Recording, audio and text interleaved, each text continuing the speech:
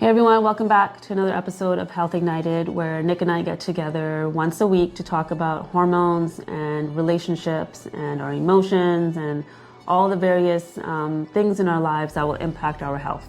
Yeah, so for conversations like this and more, you can find us on all the major social media outlets, Facebook, TikTok, Instagram, and on YouTube. So be sure to subscribe and like for staying in touch with us. So this week's podcast is all about understanding the role of food and how it's affecting our hormonal system. And I think for many people, we just sort of go through the motions. We try to make the best choices that we can for ourselves, not always aware of the impact of how these foods are affecting our hormonal system. And maybe some of you are aware, maybe you're not quite aware, but we want to give you some insight into this into more detail. And so we're going to start off with a little story of what we've noticed in our own health, in our own history, and what we've done to make some changes in our diet. Mm-hmm. Yeah, so for me, when I was younger, not really knowing that nutrition played a role in my hormones, but really suffering with my hormones and having heavy bleeds, not really being able to go out during my period because they were so heavy and so much pain, and recognizing finally that I was eating, chicken breast that was full of exogenous estrogens. I was eating fruits and veggies that were not organic, so again, more estrogen, and that was contributing to my symptoms. So it wasn't until I learned that what I put in my body every day was actually impacting my hormones, that's when things started to really change, and my relationship to my cycle started to change because of that. Yeah, it's interesting. I think for most people, they just sort of do a self-assessment of how they look physically.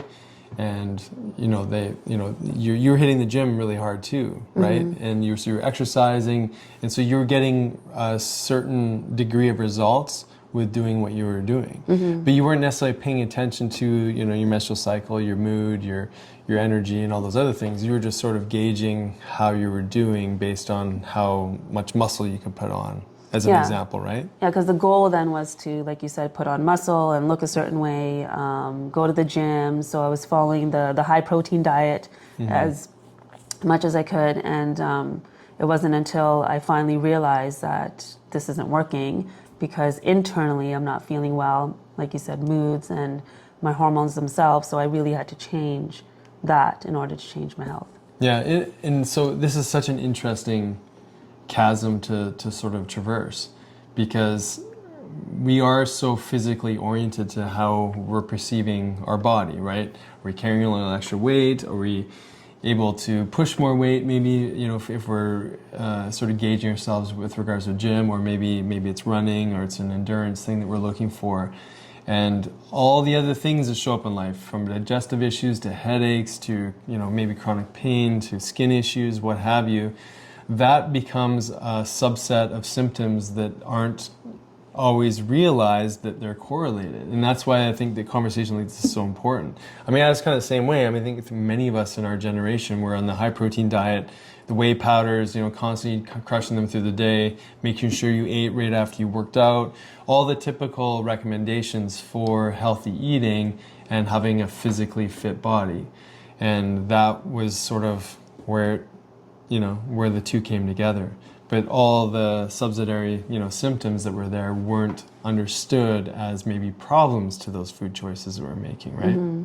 And I think at that age too, like you said, we're so concerned about the outside and not so much the inside, and we can kind of get away with eating a certain way because maybe it's not impacting our sleep or our energy, and we don't realize it until we start aging that, okay, these like little things of like eating late at night are going to impact my sleep, so also impact my hormones, or eating a certain way is going to impact how I feel during the day with my energy levels.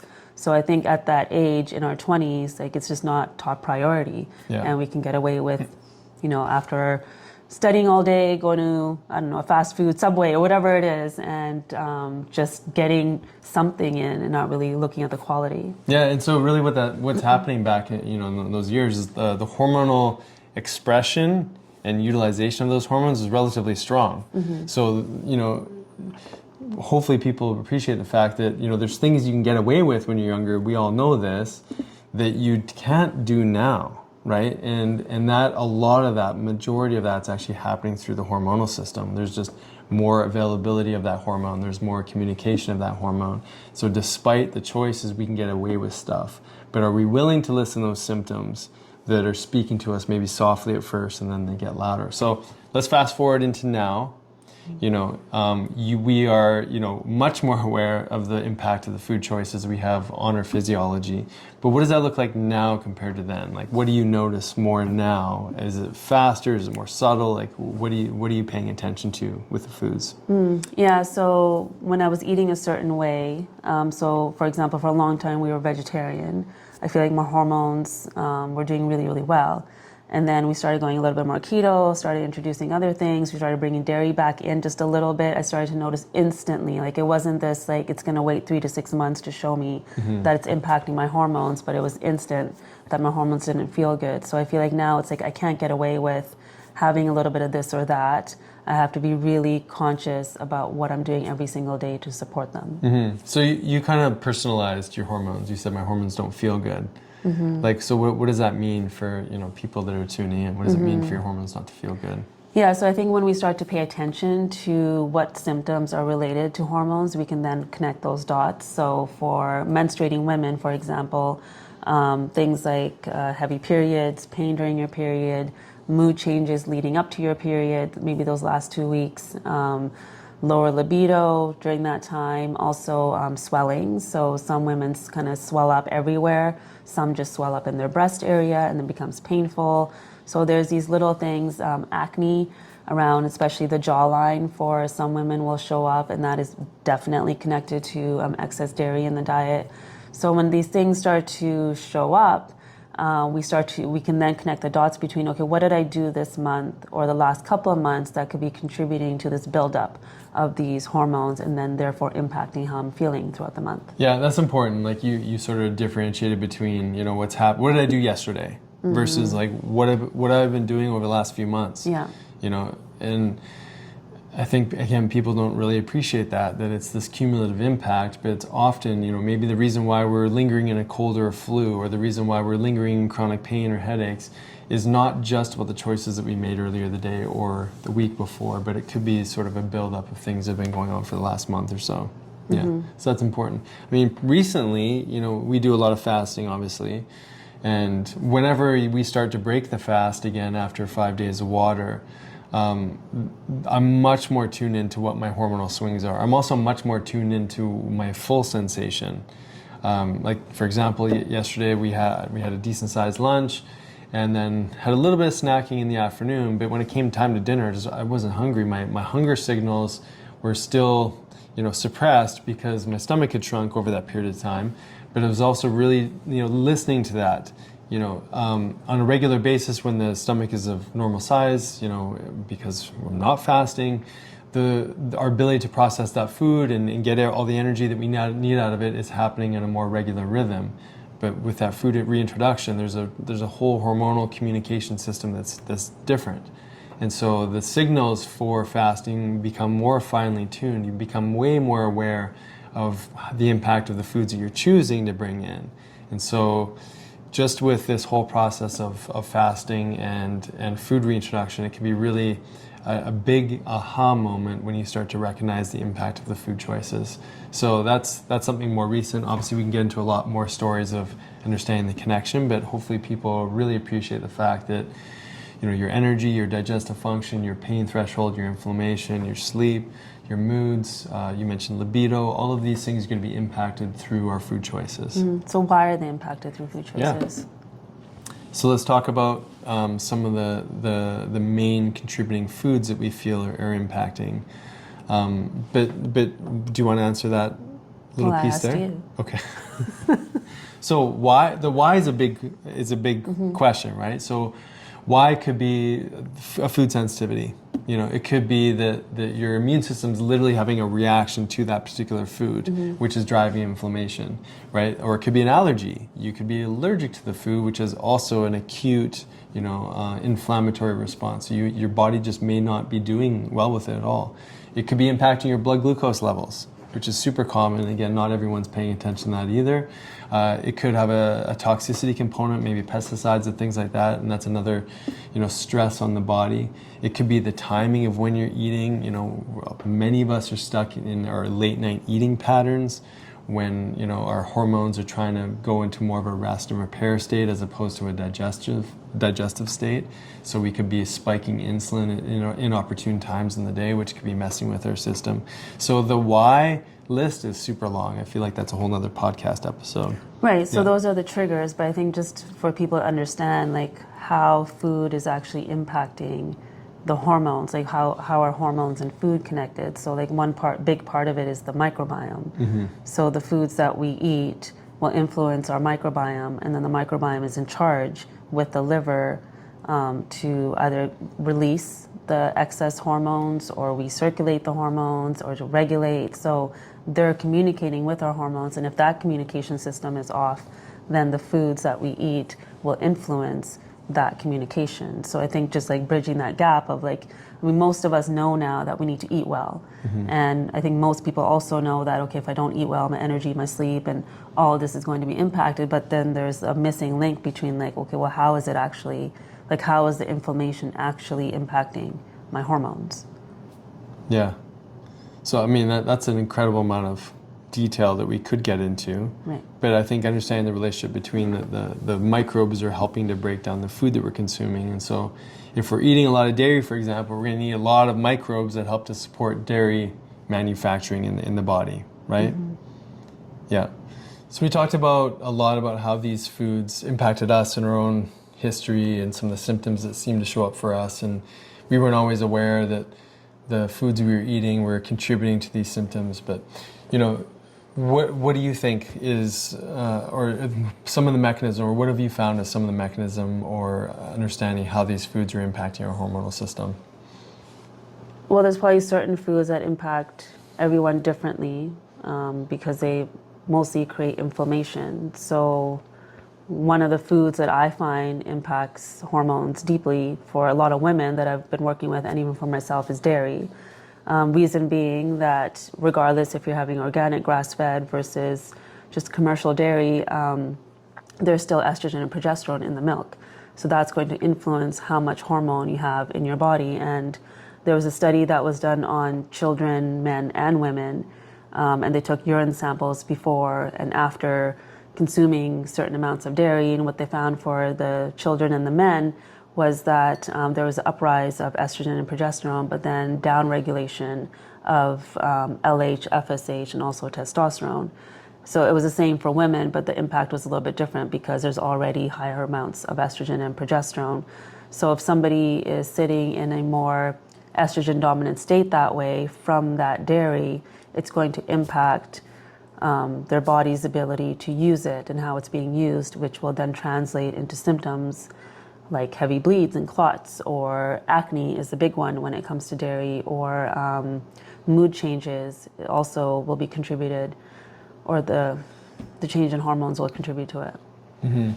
Yeah, I mean, that's super important information, just to realize that there's literally hormones inside, the dairy products. And so it kind of makes you wonder, well, what if someone's just having butter or maybe ghee, or there's milk substitute or casein or things like that are substituted into certain ingredients, maybe even processed protein powders like the whey part. It really makes you wonder just the impact of all those hormonal influences that are literally a part of that. And you highlighted that point earlier for me. How do they access milk from these cows? They're pregnant.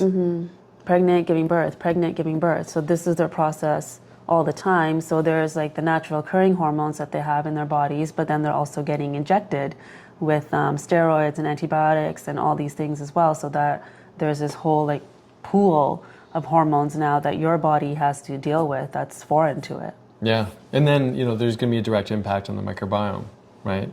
So that the more we consume of a particular food group, the more that the bugs, as you like to call them, the bugs in our body have to adapt to that food that's there, and then they have to help you digest that food, right? Yeah. So for women listening, that if you're having cystic acne, especially around the chin area, it is often due to dairy. So I would say like take dairy out for a little while and see if that alone starts to change how your skin is doing before your periods. Yeah. So, I mean, dairy is definitely a big one. And then what about people who, say, aren't sensitive to it, people who are getting, organic, grass-fed? Do you think that there's, a role for some of these other types of dairy? Because I imagine most of the studies are done on non-organic milk or... Yeah, I mean, that study was comparing the two, and Okay. the results were the same. It didn't matter if it was organic or not. I think then we go deeper into the body of like, how's that person's system processing the dairy? Like, what's their liver health like? What's their gut health like? Ancestral connection, like, are they actually able to process that protein you were talking about in the milk, the casein? And so how is their body going to process it? When it comes to ghee, it's being boiled, so there's no casein, there's no lactose, so you're definitely getting rid of a lot of those proteins. I don't know the answer to the estrogen progesterone piece when it comes to ghee, but we know that it'll have a less of a load if it's organic and grass-fed. Yeah, and here's another component. Like, a lot of the dairy products are given in containers that are plastic. Even the packaging for like butter, like the material that you package it up in, that could be toxic as well. And so because it's a fat, it's going to extract the toxin out of the material that it's contained in. Like, these are all these other little things that most people aren't paying attention to, but that also is going to influence the quality of that dairy product, right? Yeah. Okay, so yeah, dairy can be a big one. Dairy, quote unquote, isn't bad. It's just that obviously there can be disruption, and when you look at the manufacturing of it and how it's broken down and what could be contained in it, obviously there's a lot of stuff there. So another one, I mean, kind of goes without saying, but sugar, right? Like, I don't know how many people are looking at labels and actually reading how much sugar is actually on the label. But is there some criteria that you look at when it comes to sugar, if it is listed as an ingredient? Like, is there a limit that you go like, okay, anything above this is not okay? Well, I look at where it's coming from. So if it's coming from like fruit or something like that, then I'm looking at what product it is. I mean, if you could just not have processed foods, I would say that would be the first choice. So your sugars then come from like natural sources like fruits and veggies and things. But if you are, like, for example, our kids, I mean, they definitely get some processed things, like their made good bars that they take to school. So I have shown them the sugar component on the back, and I would say 5 grams or less is kind of an okay for me right now. But I wouldn't say more than that, because again, what the sugar is doing is just causing inflammation in your body. So the more inflammation you have, the more pain you will probably have during your cycle too, because now your body's dealing with that inflammatory process. Yeah, and it's a huge rise in blood sugar. Obviously, you eat sugar, your blood sugar is going to rise, insulin's going to rise, which is your fat-storing hormone. Potentially, your cortisol is going to also rise, your stress hormone. So there's a lot of, realities that are going to show up hormonally speaking when you're consuming sugar. Obviously, your microbiome changes too, right? Another one that's significant. And especially with the liquid carbohydrates, right? Like alcohol, I mean, it's the most potent form of sugar you can consume. It literally has no caloric value to the body other than offer sugar. There's no proteins in it, there's no fats, there's nothing that's giving you any quality of value, and it's actually a toxin, it's like a poison in your body. So even if someone's consuming, I don't know, a drink or 2 or 3 every night, that's a huge caloric load, that's a huge sugar load into the body, which is constantly spiking up that insulin dominant state, right? Yeah. So what's another one? So another thing to think about is, are the fruits and veggies that you're having, are they organic? Because of the pesticides that are sprayed, they mimic and look like estrogen. So now you have more estrogen in your body from outside. And again, your body's having to deal with detoxifying it, and most often it will recirculate it, because there's many of us that have some sort of gut inflammation that we're dealing with. So this is for men and for women. And that increases your estrogen load, which then translates into those symptoms that we were talking about before. Yeah, there's atrazine. We were looking at that one chemical that's sprayed on, I think it's rice or wheat crops, but it's ubiquitous, and it was actually converting male salamanders into female. Like that's a direct, like these are tiny little creatures. Obviously, they absorb a ton through their skin. and it's changing their physiology. It's mind blowing to think that, you know, at that micro level, you know, this is where, you know, even with, you know, toxic spills, the Ohio one that happened recently, the first sign of toxicity was the fish started dying, the birds started dying, right? So you start seeing the impact on the wildlife, and when it starts to change to that degree, you know, it's just a matter of time where it bioaccumulates to the degree in the body where it becomes really problematic. So these pesticides literally are toxins, and they're estrogen mimicking, as you said, and they really throw off the hormone balance. And you see this for a lot of men. A lot of men have this really high level of SHBG, sex hormone binding globulin, which is literally interfering with at least 98% of your total testosterone load. So even if you're reading normal in your blood work, you can have a huge amount of exogenous estrogen, which is directly impacting your utility of this hormone testosterone. So yeah, the looking at organic versus non-organic, and that whole discussion is tricky too, right? Because you don't know how much organic is actually organic, depending on how far away the farms are and what the rules are of that maybe province, country, or whatever. And so you just don't know. Yeah. And so you just do your best, really. Yeah. I mean, I think, you know, I think hopefully most people realize that as consumers, we drive the behavior of, you know, big corporations with our buying choices. So if collectively more of us, you know, and not everyone can afford to understand that, but if we just start to make more choices in that organic department, it's going to force change, because those other products just aren't going to be purchased, right? And that in itself is going to make a significant dent in what's being consumed by us, you know. So and then another one would have been just the oils. Like let's talk about the oils, because that's huge for inflammation and hormonal balance. Yeah, and so if you're eating out a lot, for example, in restaurants when they're cooking, they're using canola oil. And canola oil or any processed vegetable oil is going to create, again, more inflammation. It's going to impact your cell membranes, which then will impact how your body is absorbing your hormones and all your nutrients. So for that communication system now is not working very efficiently, it will then damage your DNA.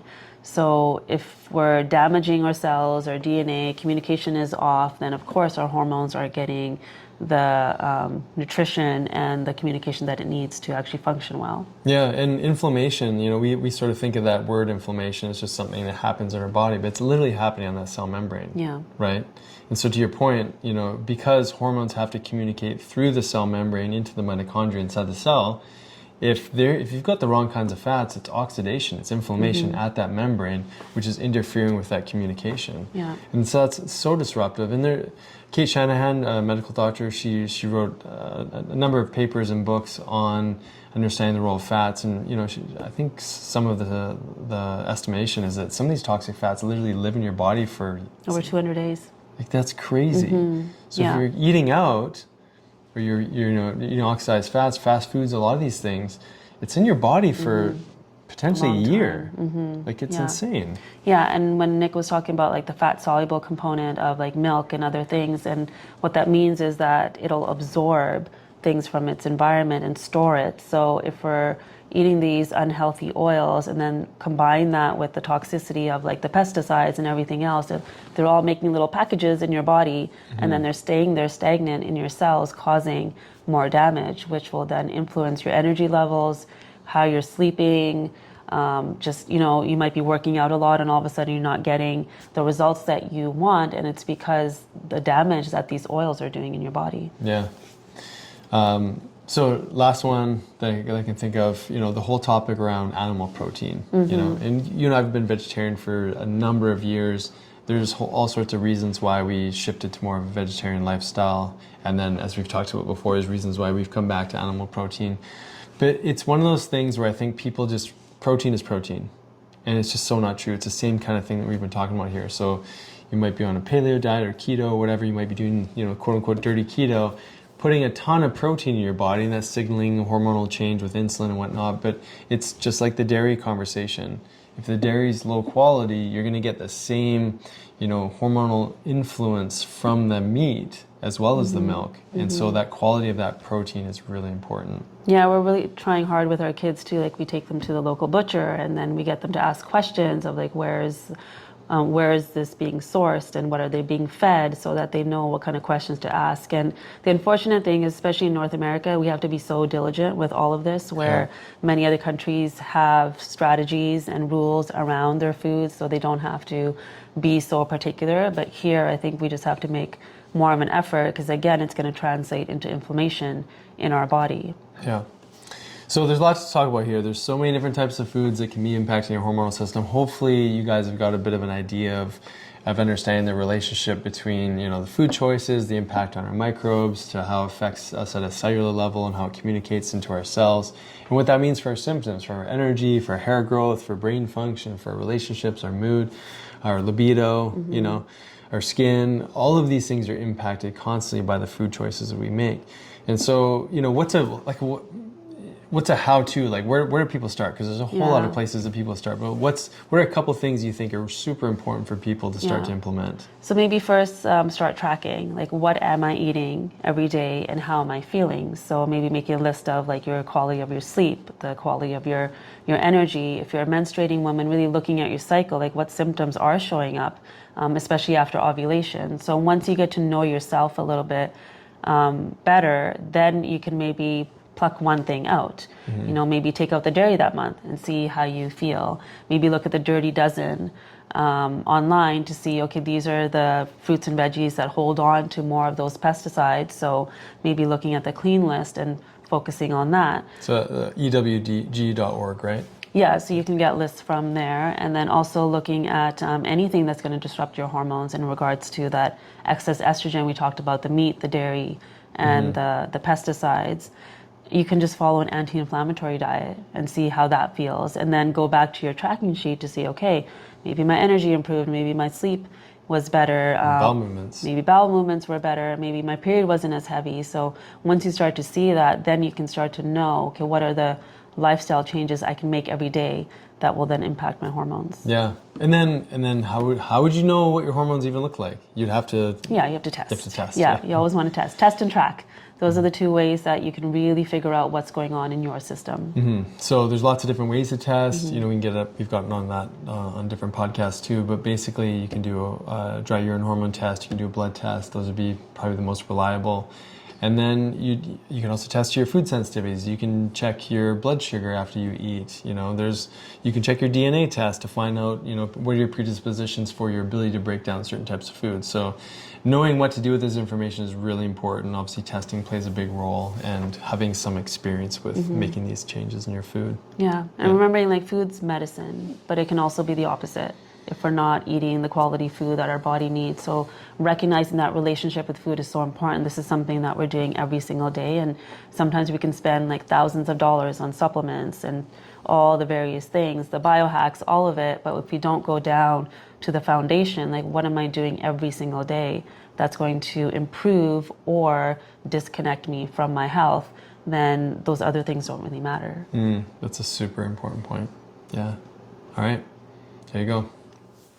So you may have been following us for a little while, or maybe you're brand new to our channel. Either way, we want you to have the opportunity to really deepen your experience of what you're learning. Either you worked with us virtually, you've done some of our courses, but we want to give you the opportunity to be in the fold of our community, to be with us more regularly, and that's the Health Ignited Club. Yeah, community is so important to us, and we learn so much from each other. And I think getting together when we do once a month, it just invites us to ask more questions about ourselves, about our journey, about our health. So we would love for all of you to join us there. Yeah, and so much of our health plans are really dictated around life. Life is crazy, life is challenging. It's easy to fall off the wagon, so to speak. And we've got a touch point each month, and we've got resources for you in the membership portal. There's so much to keep you in the momentum and the motivation of really making everything that you're learning into a lifestyle practice. It's all about accountability and support. Yeah, so join us there at Health Ignited Club.